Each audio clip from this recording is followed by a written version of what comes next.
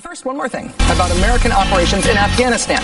New reports that prisoner abuse is still happening at a U.S. facility there, specifically at a previously undisclosed facility reportedly run by U.S. Special Operations Forces near the known prison at Bagram Air Base. Two teenagers telling the Washington Post that they were taken to what they called the Black Jail. They say they were interrogated, beaten, sleep-deprived, and photographed naked. Three other prisoners, one of whom was captured in June of this year, corroborating that report, telling the New York Times that they could hear other prisoners being beaten in the same facility.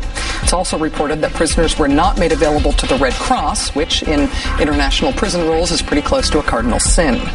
Among the first executive orders signed by this new president was a directive that the CIA should close its black site prisons. That directive would not have applied to a facility like this one in Afghanistan, run by the military's equally secretive Special Operations Command. An added complication, in the midst of this policy mess on international detainee issues, Phil Carter, a decorated Iraq veteran who was the Deputy Assistant Secretary of Defense for Detainee Affairs, abruptly and unexpectedly resigned last week.